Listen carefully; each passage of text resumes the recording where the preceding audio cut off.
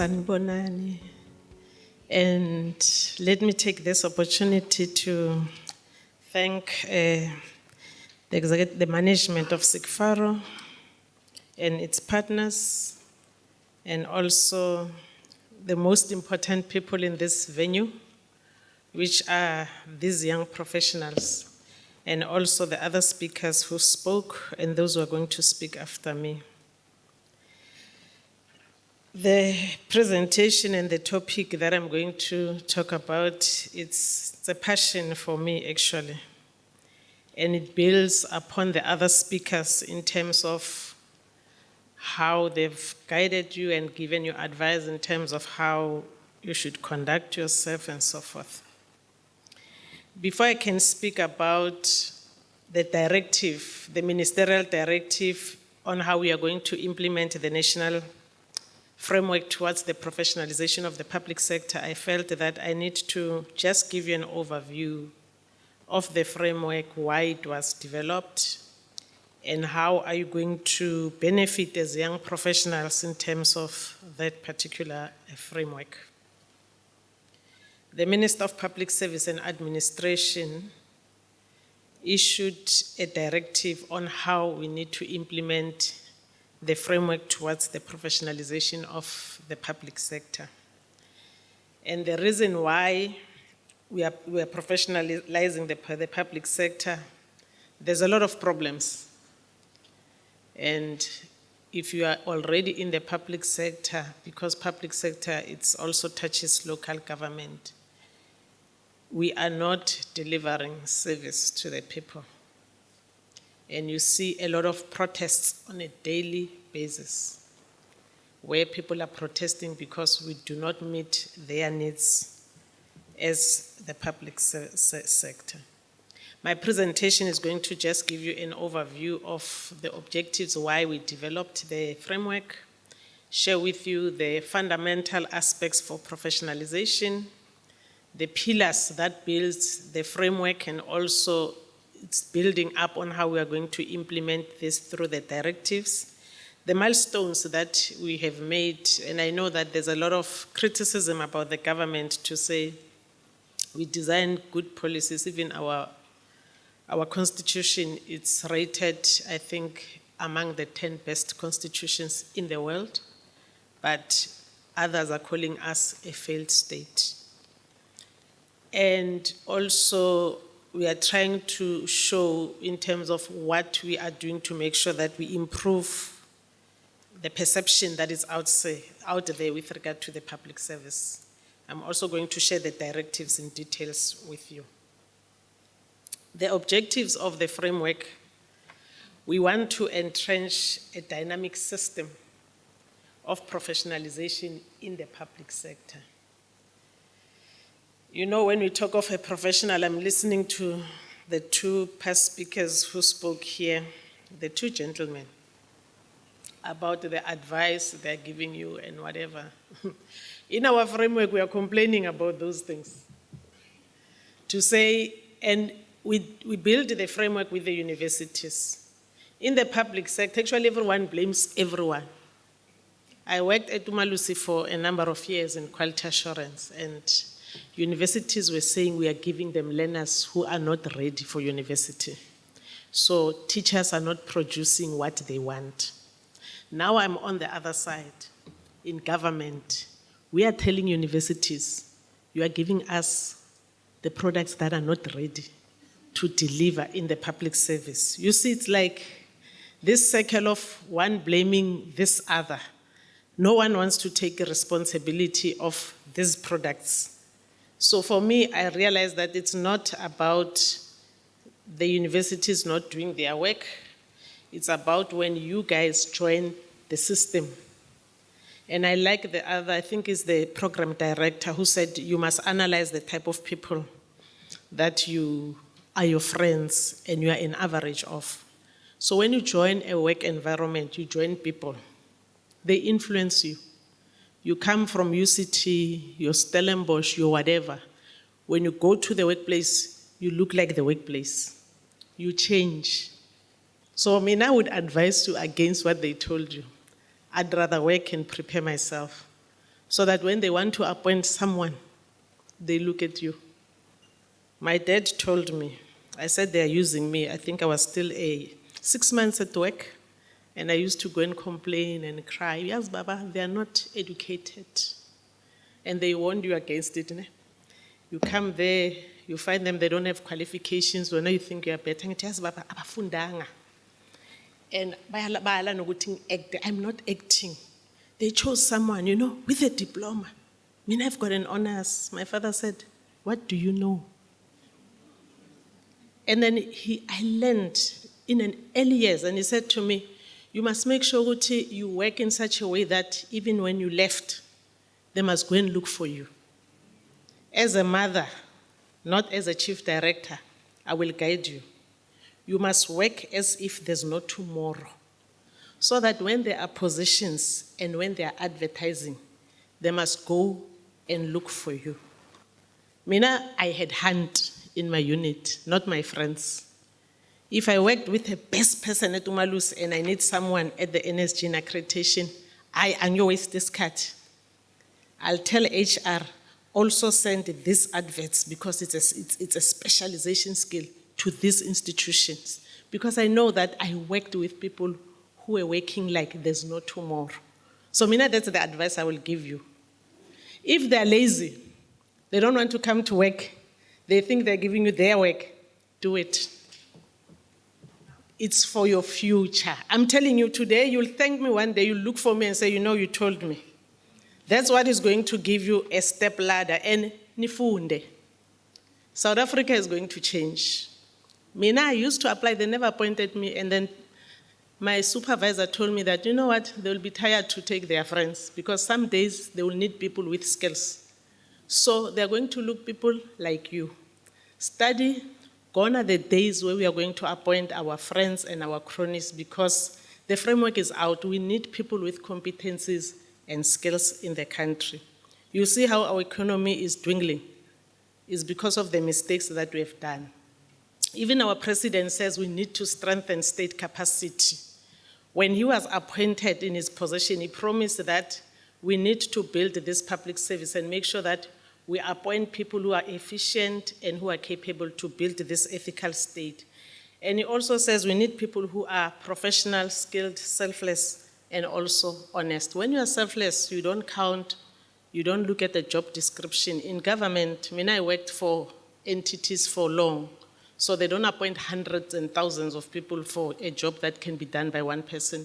When I joined government, I found that there's job descriptions. And when they say you walk in this lane, you don't jump. If something doesn't happen that side so that you can do your job, you must sit and you mustn't talk. So we need to change that narrative. In terms of the milestones, I'm not going to, you can read, you are qualified and you are some of you are working, you have completed your studies. I'll just touch things that are very critical per slide so that I can share that with you. This framework was not designed by us in the public sector. They've called men and women with special expertise out there, and they represented all the spheres or areas in various fields to sit and design the framework to assist and support government to make sure that we do justice in terms of professionalization of the public sector. It was led by one professor from the university, Tshwane University of Technology. Local government was represented, your SOEs, even the private sector, and also SALGA was represented when they were designing this framework. That's why they call them that it's a high-level ministerial advisory panel that drafted this framework. And then also it went through processes for approval by the DPME to make sure that it meets requirements as a policy in government. And this framework was also presented at various levels of government until it was approved by Cabinet on the 19th of October in 2022. SALGA adopted this framework so that it can also be used to professionalize the local government. Also, what is good about this framework is that even the Public Service Coordination Bargaining Council supports the framework. We normally say unions are problematic, But I'm telling you, in these initiatives, unions are supporting this. We normally say in Parliament, if you watch Parliament and you see the drama that is happening daily, when we presented the framework in Parliament, it was supported by all parties. It was not like the ruling party is pushing or coercing others. We go to Western Cape to present this, even at the level of the Premier, there is huge support in the framework because everyone in South Africa can see that we are a country that is in serious crisis in terms of skills and competencies. And our minister also gazetted this framework in August 2023. And then this year in February, our minister issued volume 1 of the directives, which I'm going to share with you. We believe that in terms of professionalization, we need to look at the following pillars. We need to look at the individual, the person who is in government. We need to look at the profession. I think the profession is now coming very strongly in government, where we see how are we going to work with professional bodies to make sure that they assist and support government to professionalize the public sector. And I think for you, you are very fortunate because already you are working with professional bodies to assist and support you. In the morning when I entered, one of the speakers was talking about the soft skills, so that you no longer need only your knowledge and your skills, but your soft skills are more important. Your attitude towards your work, your interpersonal relations, how you are going to treat your clients, it's also very important than you knowing that I've got this BCom, I'm a CA, but you don't know how to work with people around you. Then it's another problem. So we're trying to make sure that for us to improve service delivery, we need to make sure that, the issue of professional bodies play a critical role in the whole public sector. And professionalization for government, what does it mean? Government has taken a decision that we want to subject all employees to a single dispensation of registration and regulation by professional bodies in the country. There are a number of professional bodies, others are statutory, others are recognized by SAQA. Government wants to work with those professional bodies to make sure that they enforce the policy that all public servants must be registered with professional bodies so that professional bodies can help us with the issue of professional ethics because they are very good actually and in terms of their policies in doing that. The framework has 5 pillars. We want to professionalize you as you start during the selection and recruitment process up to the end, up to pillar 5, where we deal with issues of succession planning, career incidents, and also to professionalize not only the new ones, also to professionalize even your heads, your DGs, your municipal managers, and those managers that they spoke about, that they stay at home and make you to do the work, they don't mentor you. We need to professionalize them too. In terms of volume 1 of the directive that was issued by the minister, is to enforce the implementation of the national framework so that it's not just like any policy that we develop in government as a tick box and later we do nothing about it. The purpose of the directive is going to help all departments, and maybe let me say for now, because in government it's a bit complicated, the Minister of Public Service and Administration is only responsible for national and provincial. So COGTA as a department must take a clue from this directive and design directives for the local government in collaboration with SALGA. So this is going to help the national and provincial departments on how to implement the framework, and we want to institutionalize this framework as a measure to improve public sector service delivery, and also it will help us to advance meritocratic selection and to follow appropriate procedures and criteria for appointments of people in the public sector. And it also explains and clarifies the recruitment and selection process. You will see that this directive is more on HR because in the framework, we stress the key professions that must be professionalized. Finance, SCM 1 and 2 in ranking. You get HR being the third one. ICT is also there. You'll ask me why. The other speaker spoke about the issues of government outsourcing. You know, I was sitting there listening that the program started in 2004.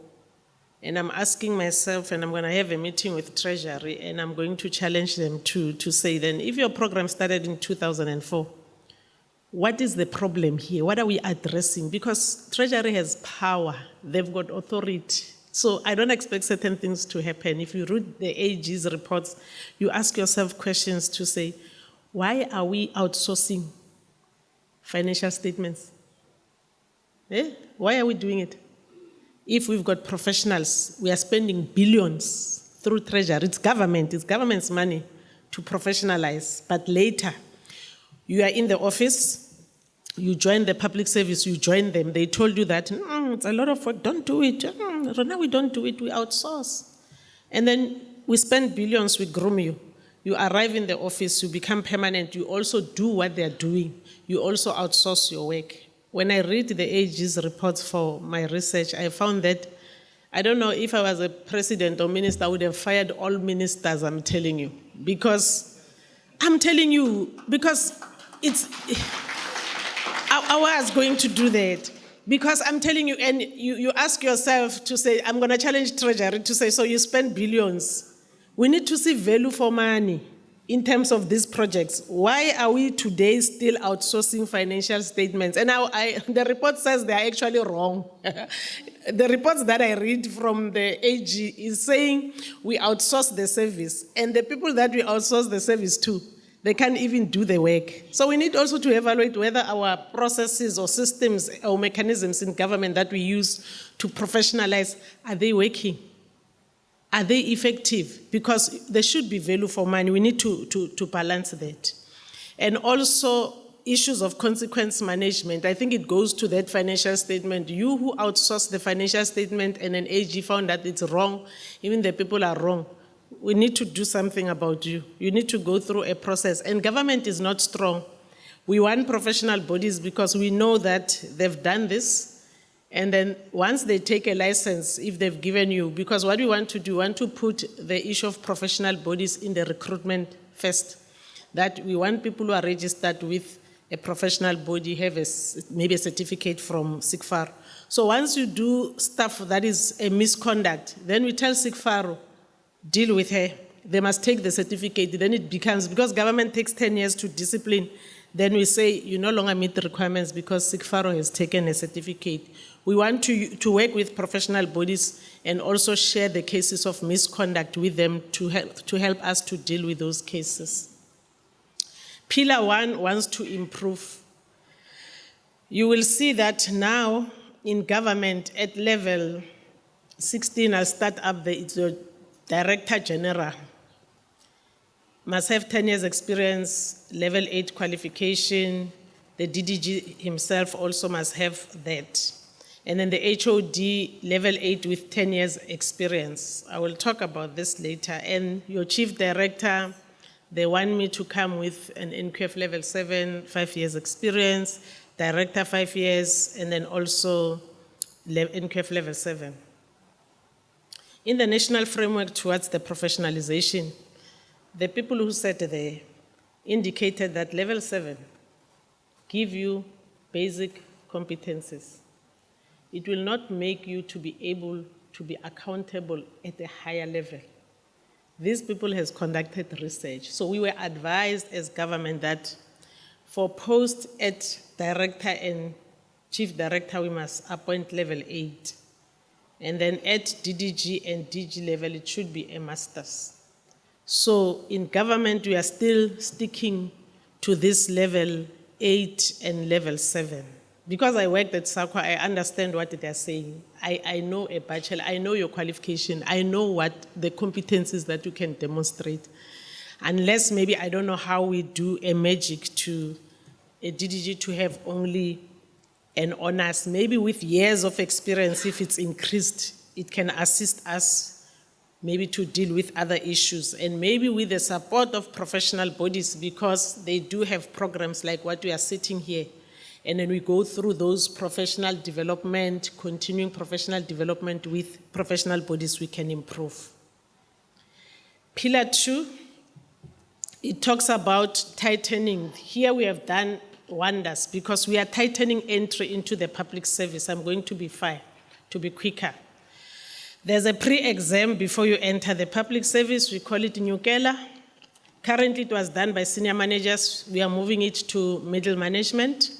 There's a formal proficiency competency test that you're going to write that is specific to your field. There's also integrity assessment that you're going to do in the public service, which was not yet there. And there's also a management competency that needs to be written outside the public service. And then the framework recommended that we need to use it, the results after writing external, to decide whether we appoint or not. But government still wants to use it as for personal development plans so that we can see your gaps, and then we can try to mentor you and work with professional bodies to make sure that we improve your performance. We don't want to deal with people when they are in the service and then they've done crime, they've done various issues, and now they come into the system and they do the same things and we are taken by shock. So those things have been done to make sure that, and we are going to do that from even your entry positions in the public sector. If you come with fraudulent qualifications, we report you to SAPS. And then the act from SAQA is out, 5 years jail term, you're going to be in trouble. Currently, there are many people who got jobs many years with fake qualifications. Now there's promotion opportunities. I don't know whether they've forgotten that it's a fake qualification. They're applying for promotions, and then they're being fired because now qualifications are going through SAQA. SAQA says it's a fraudulent qualifications, and it's not a joke. And then we have a graduate recruitment scheme in government.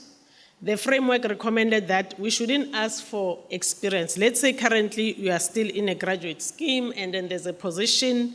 Before they used to say you must have 2 to 3 years experience. So we have waived that thing because we don't want to waste your time.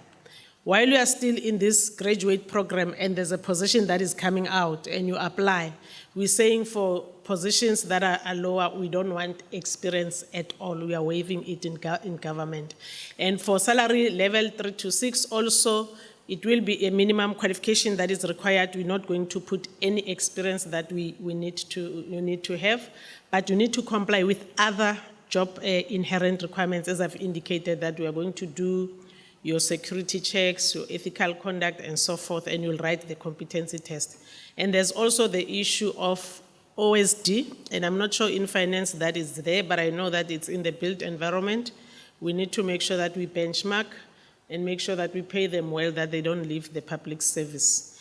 And there's also going to be training assistance when we said no experience required, so that we capacitate you, plus coupling, ensuring that you join a professional body where they can also upskill you. Onboarding, I'm not going to waste time because it's not relevant for you. Onboarding means we are going to make sure that we onboard you. Sometimes when you come to government, you get a job. Other people sit for longer without knowing what they are doing on a daily basis, and these young ones enjoy it, because we didn't have a system on how to do the onboarding. Currently, there's a proper system for onboarding, and we need to report to DPSA to say what are our onboarding requirements and how are we doing it. Within 6 months, as you join this department, we need to make sure that we take you through. The National School of Government does have programs for government, and especially for the new ones, the new entrants in the public sector. We have established a specific chief directorate, we call it cadet. And in that cadet, I was talking to one of the colleagues from CIGFARO to say we need to collaborate with CIGFARO in terms of that, because there are programs that they can benefit from us, and also we can benefit from them to make sure that these new entrants into the public service are correctly mentored.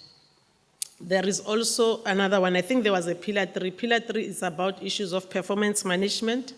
We have improved our performance management. People were complaining that they are lengthy and so forth. We have revised them to make sure that people don't complete same documents for DPME, for DPSA, and whatever. We are trying to streamline processes there. And in terms of Pillar 4, I think that's where you come in. Our directive, for instance, currently Treasury is doing some work in the background, and your COGTA and also your DPSA, because they need to come up with frameworks on how we are going to collaborate with professional bodies for this issue of registering everyone and so forth. Once they are done with the framework, that's going to build the pillar 4. And government also wants to maintain a database, and you need to apply for jobs in government, not only go to private sector, because there's a serious bursary scheme that the government gives to all employees. We pay for your studies and other benefits that you will get. So now what they are saying is that we need to build a database of people who have achieved their masters and their PhDs, so that we have a knowledge management hub where learners and whoever, a researcher, can be able to know that this topic has already been done. Don't waste time in governments. Then you can register for other topics. It can also help you to understand what government is. And also there is this 1% wage bill. We are here going to force all departments to make sure that they provide proper training for their staff. And that's where your professional bodies, because they specialize in continuing professional development, they can partner with us to make sure that they provide programs for public servants. You are in finance, and CIGFARO is in finance, to make sure that our finance officials, a colleague from Treasury has indicated, I'm not going to deliberate on that again. Our finance officials are not as competent as they are supposed to be, because we outsource services. And when I'm saying we outsource, I mean the public sector. At NSG, we are fine. We're not outsourcing, and we get clean audits. But in government as a whole, we outsource. But there is money to train these people. If they gave an example to say if a department or a CFO is dealing with a budget of more than $1 billion or whatever, so imagine if the budget is how many billions, and that department, out of those billions, it must take 1% to make sure that it capacitates. They don't. So that's where professional bodies, you need to come and collaborate with us to make sure that you sell your products to government, any departments, even through Treasury, so that we can work together to professionalize the financial officials in the government. We are also conducting skills audits to make sure that we check what skills are still missing in the public service, so that we can guide the departments to know how to advertise and which skills, and also to advise universities in terms of the scarce skills that we need in government. So there is a huge project that is running now for us to conduct a skills audit to make sure that as we are going to issue out adverts, we make sure that we appoint the relevant people, and we guide universities also to design or influence their curriculum. And then we need to make sure that we also submit those reports to DPSA on a quarterly basis to make sure that we implement what they say we must do. As the National School of Government, because we are a training institute that is responsible for capacitating the public sector, we work in partnership. There's no way that there's approximately 1.2 million people who are working for government, excluding local government. So there's no way that we can capacitate everyone. So that is why the framework says we need to partner with professional bodies, we need to partner with higher education institutions to make sure that we professionalize the public sector. Thank you.